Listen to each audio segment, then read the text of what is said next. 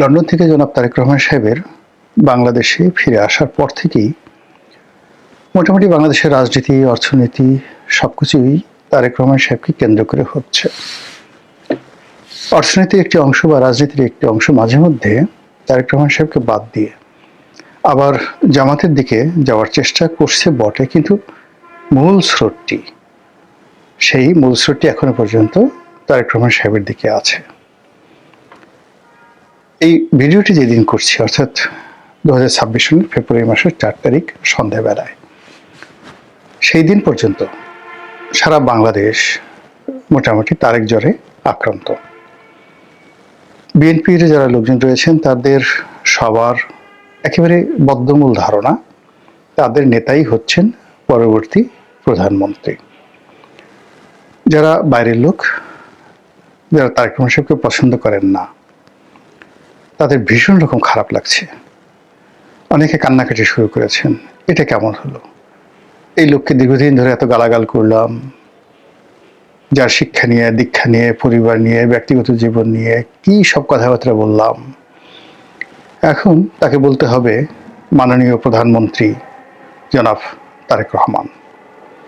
বা টেলিভিশনের খবরগুলোতে প্রচারিত হবে আজকের এই দিনটিতে প্রধানমন্ত্রী তারেক রহমান সাহেবের সম্ভাব্য সফরসূচি, অথবা বলা হবে আজকে জাতির উদ্দেশ্যে ভাষণ দেবেন মাননীয় প্রধানমন্ত্রী জনাব তারেক রহমান।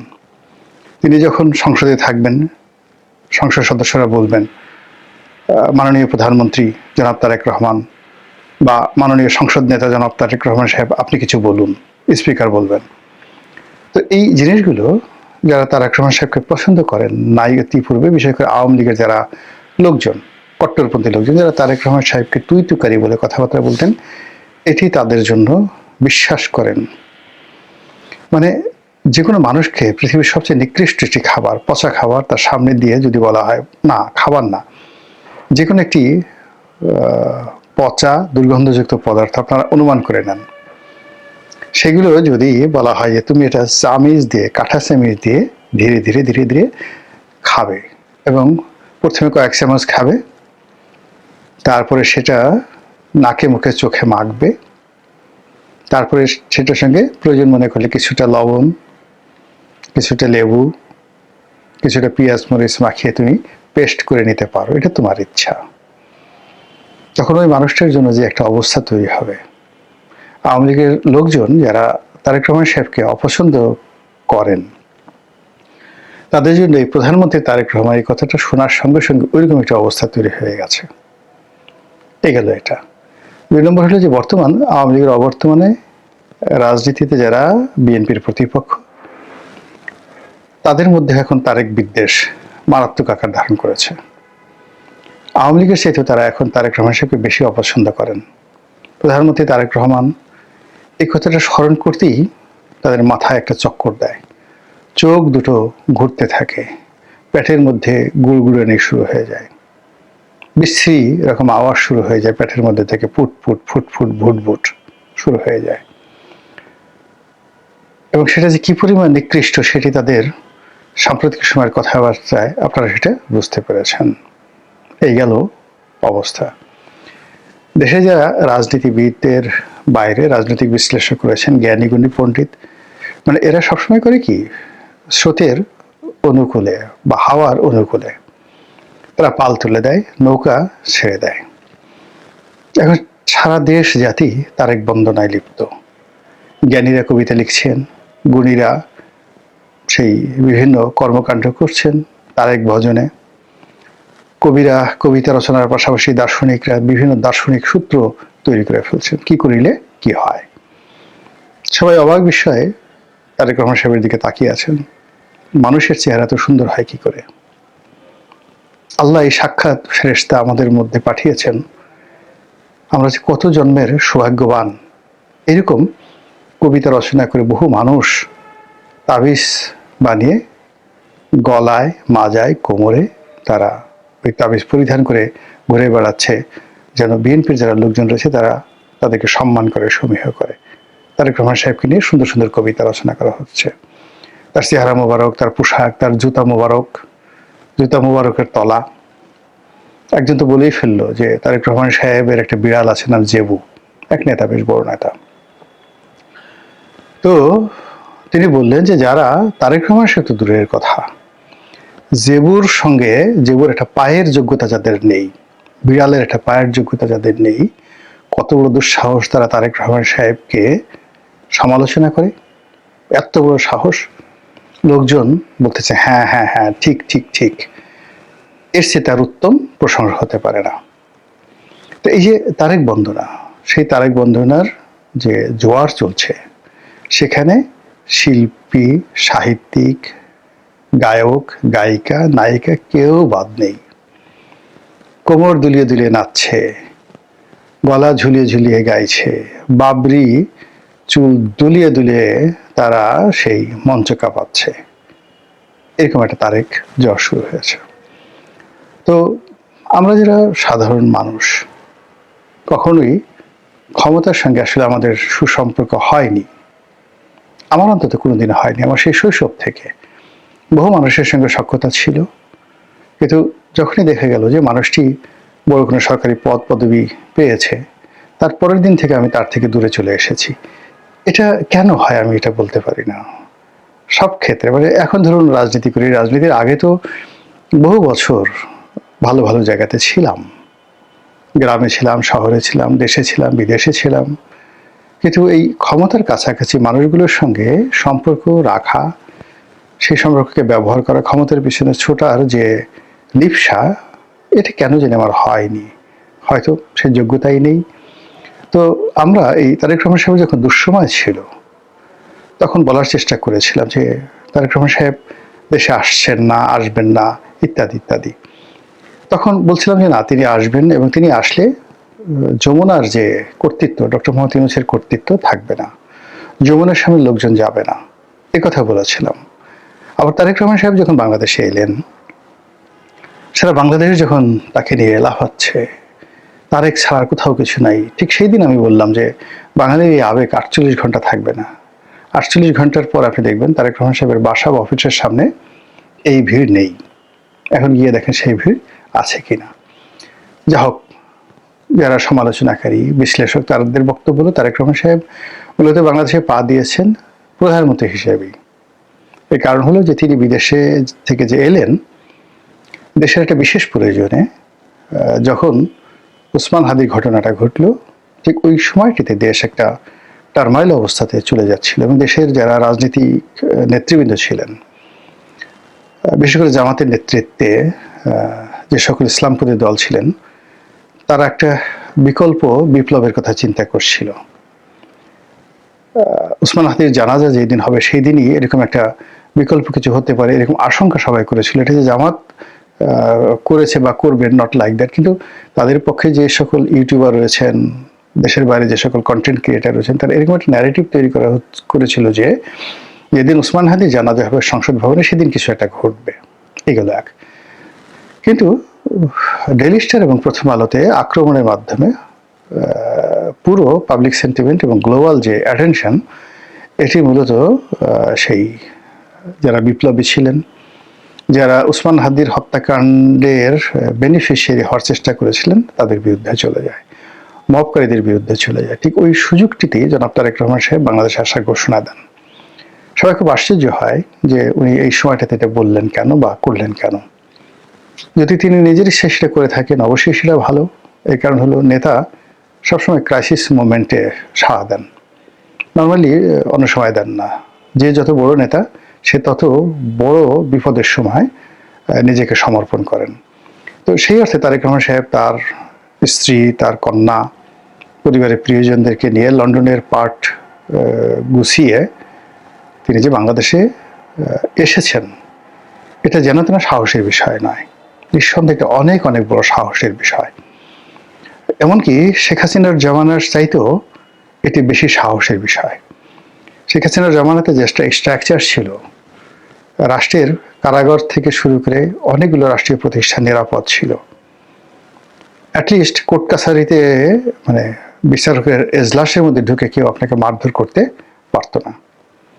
তো এরকম একটি অবস্থা যখন বাংলাদেশে চলছে, যখন কেউ কোনো জায়গাতেই নিরাপদ নন, অফিসে, আদালতে, বাড়ি, ঘরে, ব্যবসা প্রতিষ্ঠানে কোথাও কেউ নিরাপদ নন। ঠিক সেই সময়টাতে নিজের প্রিয় স্ত্রী এবং কন্যাকে নিয়ে তিনি বাংলাদেশে এসেছেন রাজনীতির জন্য। আমি প্রথমত এটাকে খুব সাধারণ বিষয় মনে করি না, ভীষণ রকম ঝুঁকি। এখন এই ঝুঁকি যে তিনি নিয়েছেন, দুটো বিষয় থাকতে পারে, যে তাকে শতভাগ নিশ্চয়তা দেওয়া হয়েছে দেশ থেকে বিদেশ থেকে সর্বমহল থেকে যারা কর্তৃপক্ষ, যে আপনি আসুন, রাষ্ট্র পরিপূর্ণভাবে আপনার সঙ্গে আছে, এই একটা। আর দ্বিতীয়ত হলো যে সবার সঙ্গে তার একটা জাস্ট শুভেচ্ছা বিনিময়, কথাবার্তা যেটা ফর্মাল হয় সেটা হয়েছে। আর ঝুঁকিটা মূলত তিনি নিয়েছেন। হোয়াট এভার মেবি, আমি দুটোই বললাম, আপনারা বুঝে নেবেন, আর যারা বিএনপি যারা লোকজন আছেন তারা সিদ্ধান্ত নেবেন। দ্বিতীয় যে বিষয়টি, তিনি বাংলাদেশে আসার পরদিন থেকেই, মানে আসছেন সেই দিন থেকেই, মানে যেদিন লোকজন এয়ারপোর্টে গেল, সবাই বলার চেষ্টা করলো যে তিনি দেশের প্রধানমন্ত্রী। প্রথমে বলা হলো ভবিষ্যৎ প্রধানমন্ত্রী, কিন্তু তাকে যেভাবে রাষ্ট্রীয় প্রোটোকল দেওয়া হলো এবং এখন পর্যন্ত দেওয়া হচ্ছে, তাতে তাকে ভবিষ্যৎ প্রধানমন্ত্রী নয়, বর্তমান প্রধানমন্ত্রী হিসেবে ট্রিট করা হচ্ছে। যে কায়দায় তিনি পাসপোর্ট পেলেন, যে কায়দায় ভোটার আইডি পেলেন, যে কায়দায় তিনি সারা বাংলাদেশ ঘুরে বেড়াচ্ছেন এবং তাকে নিয়ে যেভাবে মাতোয়ারা সারা দেশ, তো সেইভাবে অতিথি কোনো প্রধানমন্ত্রীকে নিয়ে এরকমভাবে মাতোয়ারা হতে আমরা দেখিনি। এবং একই সঙ্গে সকল পক্ষ, তার যারা প্রতিপক্ষ তারাও তাকে ভয় পাচ্ছে, তার যারা কাছের লোক তারাও তাকে প্রচণ্ডভাবে সমীহ করছে। এবং শহীদ প্রেসিডেন্ট জিয়াউর রহমান বা বেগম জিয়া, দলের উপর তার একটা কর্তৃত্ব ছিল, কিন্তু তারেক রহমান সাহেব যেভাবে মঞ্চ কাঁপাচ্ছেন, যেভাবে সমস্ত লোক মঞ্চে তিনি কোনো রকম ভরিতা না করে অনাড়ম্বর ভাবে সাধারণ একটা চেয়ারে ইন না করে কেটস পরে যেভাবে দাঁড়াচ্ছেন, কিন্তু ওটার যে তেজ, যেটার যে অমিত বিক্রম, সেই অমিত বিক্রমে বড় বড় বাঘা যারা নেতা রয়েছেন, আমি কারো নাম বলবো না, থর থর থর থর করে কাঁপছেন।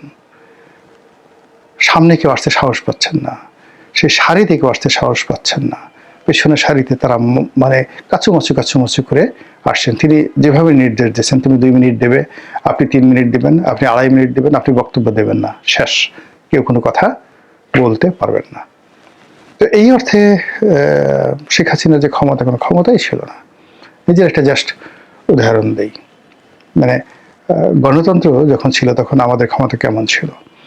আমার এলাকাতে সেই একটা বড় জনসভা হলো, মঞ্চে আমি, প্রধানমন্ত্রী শেখ হাসিনা, আসম ফিরোজ, তারপর আমির হোসেন আমু, বাহাউদ্দিন নাসিম সাহেবও সেখানে গেছেন। তো প্রায় 1 লাখ লোক সেখানে উপস্থিত। এখন তখনই আমি আসলে আওয়ামী লীগের মাইনাসের খাতায় মানে যাই করে অবস্থা। অনেক শীর্ষ নেতৃবৃন্দ যারা ছিলেন তারা আমার ব্যাপারে বিভিন্ন রকম বিরক্ত ছিলেন, যে এই ছেলেটা একটা বেয়াদব, বিশ্ব বেয়াদব। এবং তারা শেখ হাসিনার কান ভারী করতে করতে এমন অবস্থা করে ফেলেছিলেন যে শেষের দিকে হয়তো উনি মনে করতেন যে আসলে আমাকে যে সিলেকশন করাটা তার একটা ভুল হয়েছে। তো যাই হোক, উনি আমার এলাকাতে গেছেন, প্রধানমন্ত্রী গেছেন, অনুষ্ঠানের সমস্ত আয়োজন আমি করেছি।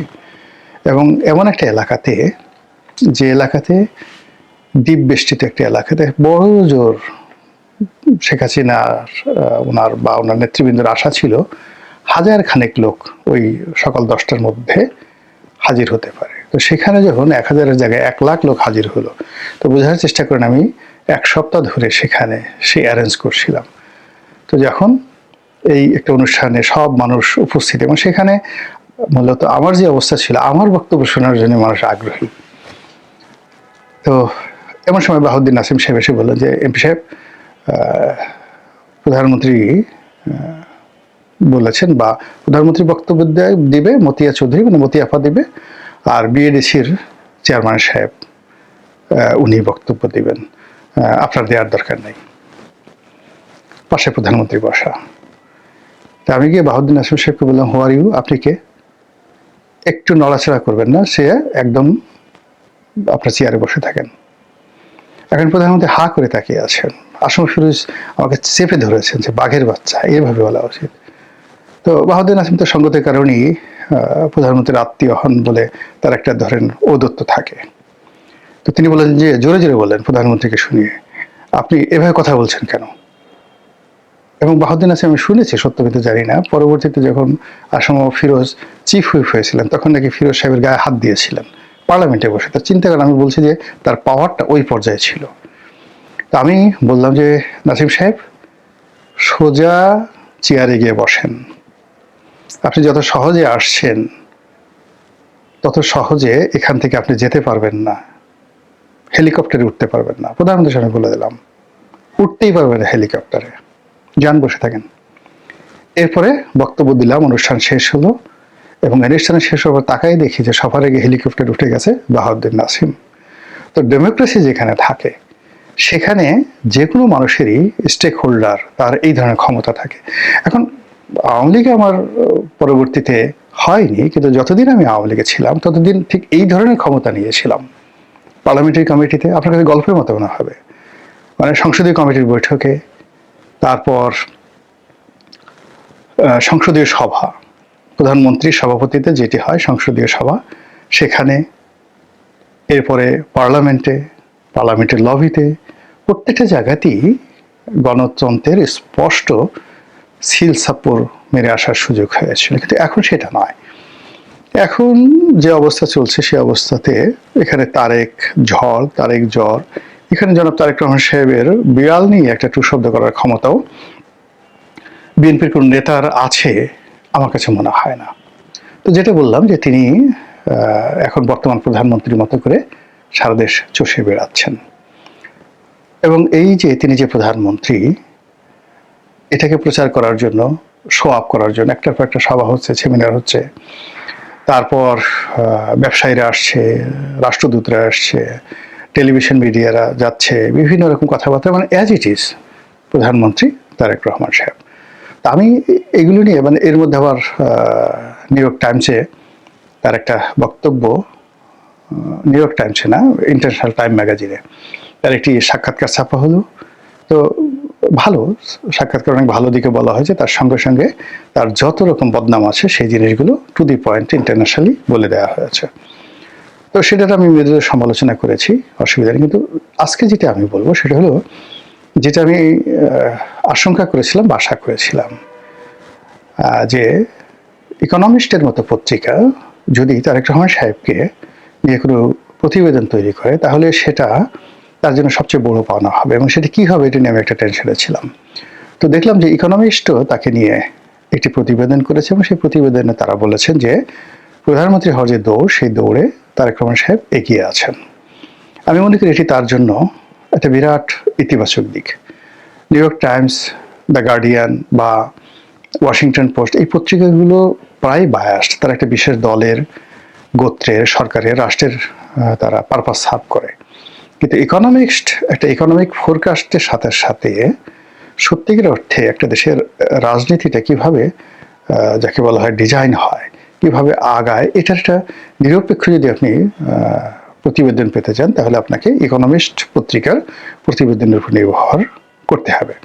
তো সেই পত্রিকায় যখন তাকে প্রধানমন্ত্রী হওয়ার দৌড়ে এগিয়ে আছেন বলা হয়েছে, তাহলে আমরা যে এতকাল তাকে প্রধানমন্ত্রী বলে যে সকল সার্টিফিকেট দিয়েছি, সেটার একটা আন্তর্জাতিক স্বীকৃতি হয়ে গেল। ইকোনমিস্ট যেহেতু বলেছে, দেখা যাক আগামীর প্রধানমন্ত্রী জনাব তারেক রহমান সাহেব কবে সেই পদে কিভাবে অভিষিক্ত হন। মহান আল্লাহ আমাদের সবাই। আজকে যে সময়টিতে ভিডিও করছি তার ঠিক একদিন পরে ত্রয়োদশ জাতীয় সংসদ নির্বাচন। মহান আল্লাহ রাব্বুল আলামিন যদি সবকিছু ঠিক রাখেন, সেক্ষেত্রে একটি নতুন সরকার আসবেন, একজন নতুন প্রধানমন্ত্রী আমরা দেখতে পাবো, একটি নতুন সরকার গঠিত হবে, এবং তার সঙ্গে সঙ্গে অনেক মন্ত্রী এমপিদেরকে আমরা দেখতে পাবো, এবং সংসদ চলতে থাকবে।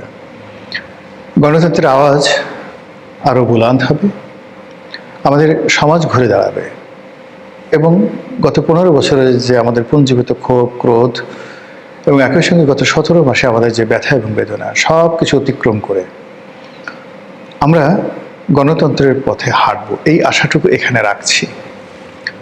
তো এই যে গণতন্ত্রের পথে অগ্রসর হব, সেই অগ্রসর হওয়ার জন্য গত 15 বছর ধরে আজকের দিনটি পর্যন্ত বহু মানুষ যার যার জায়গায় থেকে বহু চক্রান্ত করেছেন, বহু মানুষ যার যার জায়গায় থেকে দেশ জাতির জন্য বহু কল্যাণ করেছেন, বহু মানুষ হয়তো এমন একটি কাজ করেছেন যে কাজের ফলে পুরো ইতিহাসের যে গতি এবং প্রকৃতি পরিবর্তন হয়ে গেছে।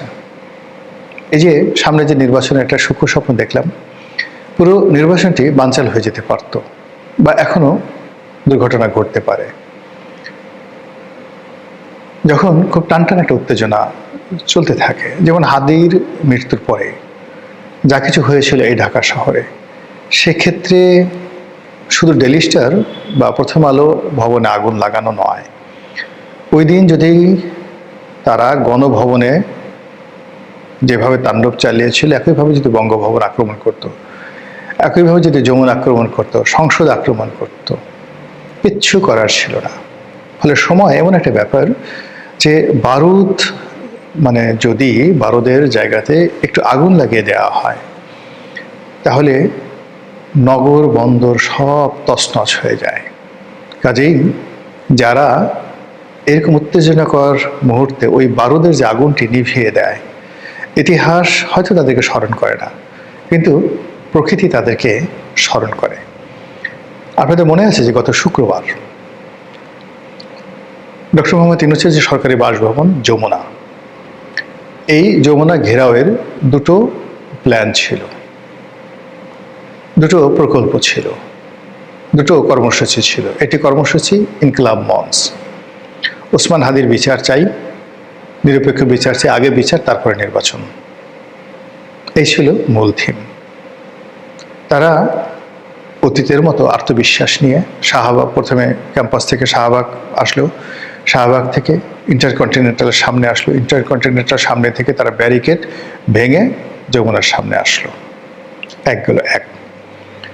দুই নম্বর হলো সরকারি কর্মকর্তা কর্মচারীদের যে সংগঠনটি তাদের বেতন ভাতা বৃদ্ধির জন্য আন্দোলন করছিল, সেই আন্দোলনের প্রেক্ষিতে সরকার একটি বেতন কমিশন গঠন করে এবং তাদের জন্য একটা বেতন কাঠামো ঘোষণা করে।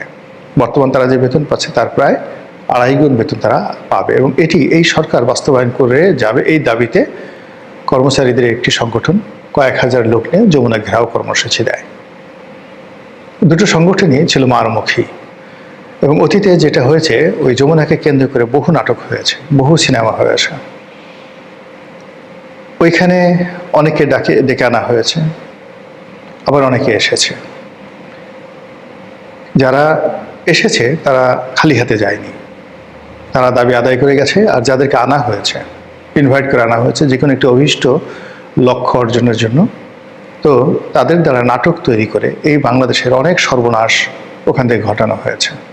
রাজনৈতিক সর্বনাশ, অর্থনৈতিক সর্বনাশ থেকে শুরু করে আরও অনেক কিছু। কাজেই যমুনা নিয়ে আমাদের আতঙ্ক আছে, ভয় আছে। কাজে যমুনাতে যখন এই নির্বাচনের অল্প কয়েকদিন আগে দুটো সংগঠন এইভাবে, তাও আবার বন্ধের দিন, শুক্রবার দিন, জুমার নামাজের পর, যমুনা ঘেরাওয়ের যে কর্মসূচি দেওয়া হলো, এতে আমরা সাধারণ যারা জনগণ আমরা আতঙ্কগ্রস্ত হয়ে পড়লাম। এবং যে দুর্বার শক্তি নিয়ে তারা পুলিশের সমস্ত ব্যারিকেড ছিন্ন করে একেবারে যমুনার কাছাকাছি চলে এলো। আপনারা যারা রমনা পার্কের সামনে ইন্টারকন্টিনেন্টাল থেকে আরেকটু এগিয়ে প্রধান উপদেষ্টার বাসভবন চিনেন, বেইলি রোড থেকে এসে Mintu road, Bailey road, hair road, এরপরে ওই যে রমনা পার্কের সামনে দিয়ে যে রাস্তাটি একেবারে প্রধান বিচারপতির বাসভবন পর্যন্ত চলে গেছে, এলাকা যদি আপনারা চিনেন জানেন, দেখবেন যে পুরো এলাকাটা তখন আন্দোলনকারীদের দখলে। তারা আরেকটু চেষ্টা করলে, অ্যাডামেন্ট হয়ে গেলে তারা কিন্তু যমুনার গেটে পৌঁছে যেত এবং যমুনার গেট অতিক্রম করে যমুনার ভিতরে ডক্টর মোহাম্মদ ইউনূসের দরবারে পৌঁছে যেতে পারত। পিছনে কোনো গ্রিন সিগন্যাল ছিল কিনা আমরা জানি না, কারো কোনো ইনভাইটেশন ছিল কিনা আমরা জানি না, কোনো চক্রান্ত ছিল কিনা আমরা জানি না, কিন্তু যদি তারা 2-3 ঘন্টা সেখানে থাকতে পারতেন, আরও বহু লোক সেখানে আসতো এবং এটা একটা গণজাগরণ মঞ্চের মতো ঘটনা ঘটতো। এবং তারা যে সিদ্ধান্তগুলো দিতেন, সেই সিদ্ধান্তগুলো সেই সরকারকে মানতে হতো এবং নির্বাচন বানচাল হয়ে যাওয়ার 99.99% সম্ভাবনা ছিল। ঠিক এই সময়টাতে পুলিশ অ্যাকশনে যায়। এই 17 মাসের মধ্যে প্রথম পুলিশ এখানে পুলিশের মতো আচরণ করে, এবং এই কাজ করার জন্য Dhaka metropolitan police commissioner mister Sajjad তিনি বাড়ি থেকে ছুটে আসেন। পরবর্তীতে তিনি যে সাক্ষাৎকার দিয়েছেন, সেই সাক্ষাৎকার অনুযায়ী আমরা যেটা জানতে পারছিলাম যে তিনি শুক্রবার দিন, ছুটির দিন, জুমার নামাজের পর বাসায় বসে তিনি চুল কাটছিলেন এবং তিনি সেই চুল কাটা অবস্থায় যখন তিনি জানতে পারলেন যে আন্দোলনকারীরা পুলিশের সকল ব্যারিকেড অতিক্রম করে তারা যমুনার একদম গেটের কাছে, মূল গেটের কাছে চলে এসেছে, তার বক্তব্য অনুযায়ী তিনি অনুধাবন করলেন যে এটি যদি বাড়তে দেওয়া হয় তাহলে নির্বাচন হবে না, এবং নির্বাচনের এই সময়টিতে এরকম একটি ঘটনার পেছনে অনেক কিছু থাকতে পারে।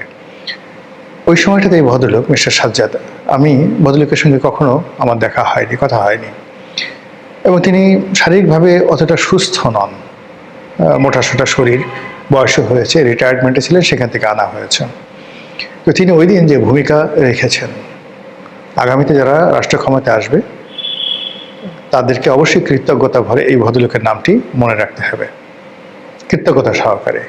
তিনি যেভাবে এসেছেন তিনি মারা যেতে পারতেন, তিনি যেভাবে এসেছেন তিনি হার্ট অ্যাটাক করতে পারতেন, তিনি যেভাবে ওখানে উদ্যোগী হয়েছেন, পুলিশকে যেভাবে মানে ল এনফোর্সিং এজেন্সি রূপে তাদেরকে যেভাবে অ্যাক্টিভেট করেছেন, সেক্ষেত্রে তাকে টার্গেট করে যদি কেউ মারত, কিচ্ছু করার ছিল না, তিনি মরে যেতেন, সঙ্গে সঙ্গে মরে যেতেন। তিনি জীবনের ঝুঁকি নিয়েছেন। আমরা যেটা দেখেছি, একটা চপ্পল পরে, এক হাতে মোবাইল, আর এক হাতে লাঠি, এবং গায়ে স্যান্ডো গেঞ্জি, একেবারে বাসায় যেভাবে পড়ে থাকে, ওটা নিয়ে তিনি যেভাবে লাঠি চার্জ করছিলেন, এবং লাঠি চার্জ করতে করতে 10-12 জন আন্দোলনকারীদের মধ্যে তিনি একা যেভাবে ঢুকে পড়েছিলেন, তার সঙ্গে তার বডিগার্ড, নিরস্ত্র বডিগার্ড ছিল। একজনকে দেখলাম মানে যেভাবে একটা মানে রাইফেল হাতে নিয়ে ঝুলিয়ে ঝুলিয়ে যাচ্ছে, এবং ওখানে যারা পুলিশ ছিলেন তার আসার আগে সবাই তামসা দেখছিল, কেউ সিদ্ধান্ত নিতে পারছিল না, কেউ অ্যাক্টিভেট হয়নি, কেউ কোনো অ্যাকশনে যায়নি। তিনি অন্ততপক্ষে 10 মিনিট নিজে একা একা লাঠিচার্জ করেছেন। তার দেখা দেখি দু একজন পুলিশ কর্মকর্তা এগিয়ে এসেছেন, কিন্তু বেশিরভাগ পুলিশ কর্মকর্তা মুখ ফিরিয়েছিলেন। তিনি একদিকে লাঠিচার্জ করছেন, অন্যদিকে পুলিশদেরকে বলছেন মারো, অন্যদিকে যে সকল পুলিশ মুখ ফিরেছিল তাদেরকে তিনি ধাক্কা দিয়ে বলছেন যাও, অ্যাকশনে যাও। এই ভিডিও ফুটেজগুলো দেখলে মনে হবে যে এই ভদ্রলোক ওই দিনের ইতিহাস তৈরি করেছেন, ওই দিনের যে কোর্স অফ অ্যাকশনের তিনি রচয়িতা। যদি একটা ভালো নির্বাচন হয় তাহলে ওই শুক্রবারের সেদিনের তার এই ঘটনাটি একটা সেলিব্রিটি ঘটনা হয়ে থাকবে, এবং সেই দিন যদি মিস্টার সাজ্জাদ ঘর থেকে বের না হতেন, তিনি যদি তার শক্তিকে কাজে না লাগাতেন, তার কমান্ডকে কাজে না লাগাতেন, তাহলে আর যাই হোক না কেন যমুনার ঘটনা অত সহজে নিষ্পত্তি হতো না। এই গেল এক। 2 নম্বর হল যে গত 17 মাস ধরে আমরা পুলিশের নিষ্ক্রিয়তা দ্বারা মারাত্মকভাবে আহত হয়েছি। পুলিশ যেভাবে অত্যাচারিত হয়েছে, লাঞ্ছিত হয়েছে, তাদেরকে যেভাবে টিটকারি করা হয়েছে, তাদেরকে যেভাবে গালাগাল করা হয়েছে, অনেক পুলিশকে মারধর করা হয়েছে, এবং ওই দিন শুক্রবার দিন কিন্তু বেশ কয়েকজন পুলিশ কর্তাকে প্রচণ্ডভাবে মারধর করা হয়েছে, বেইজ্জতি করা হয়েছে। তো সেই ক্ষেত্রে সাজ্জাদ সাহেবের নেতৃত্বে যদি পুলিশ সেদিন অ্যাক্টিভেট না হতো তাহলে ইতিহাস ভিন্ন হতো, যেটা বলছিলাম। তো পুলিশের যে এই অ্যাকশন, মারমুখী অ্যাকশন, আমাদের মধ্যে কিছু কিছু সুশীল রয়েছেন, তথাকথিত সুশীল, তারা হয়তো কিছু কিছু কথাবার্তা বলার চেষ্টা করছেন, সমালোচনা করার চেষ্টা করছেন। এত বড় একজন কর্মকর্তা, তিনি খালি হাতে এসে এইভাবে লাঠিচার্জ করছেন, স্যা স্যা স্যা, মানে এরকম কিছু লোক আছে না, নাক সিট কেন। কিন্তু যারা সাধারণ জনগণ, যারা ভালো একটা নির্বাচন চান, তারা সবাই হৃদয়ের অন্তঃস্থল থেকে খুশি হয়েছেন, এবং পুলিশের এই পরিবর্তনটি দরকার ছিল নির্বাচনের আগে। এবং সাজ্জাদ সাহেবের নেতৃত্বে ঢাকা মেট্রোপলিটন পুলিশ সেই দিন যমুনার সামনে যে সাহস শক্তি দেখিয়েছে, বিশ্বাস করেন এটা ম্যাজিকের মতো সারা বাংলাদেশে নির্বাচনের দিন পুলিশকে উজ্জীবিত করবে, পুলিশকে এম্পাওয়ার্ড করবে, এমনকি সেনাবাহিনীকেও উজ্জীবিত করবে। এবং ওই দিন ইচ্ছা করলে কেউ নোংরা খেলা খেলতে পারবে না।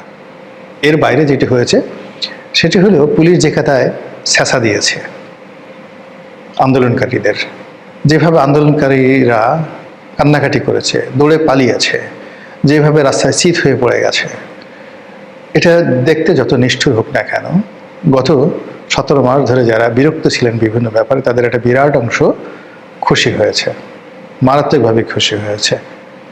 এবং দেখেন পুলিশের মধ্যেও কিন্তু এক পুলিশ, ইয়াং পুলিশ, বাচ্চা পুলিশ, বয়স অল্প, বোধহয় 17 মাস আগে ওর চাকরি হয়েছে বা এরকম, সে ঠিক মধ্যপ্রদেশ ধুলিয়ে যেভাবে মানে আই ফাক ইউ এই দৃশ্যটাকে অভিনয় করে সে দেখিয়েছে পুলিশ, এটা পুলিশও কখনো দেখায়নি। ফলে পুলিশের যে ক্রোধ, সেই পুলিশের যে ক্রোধ, গত 17 মাসের পুঞ্জীভূত ক্রোধ, ওই দিন যমুনার সামনে লাঠির মাথায় যেটা বারুদ হয়ে জ্বলেছে, এটা সম্ভবত থামবে না। নির্বাচনে চলবে, নির্বাচনের পরে চলবে। নতুন সরকার এই বারুদকে কিভাবে কাজে লাগায় সেটি এখন দেখার বিষয়। মহান আল্লাহ আমাদের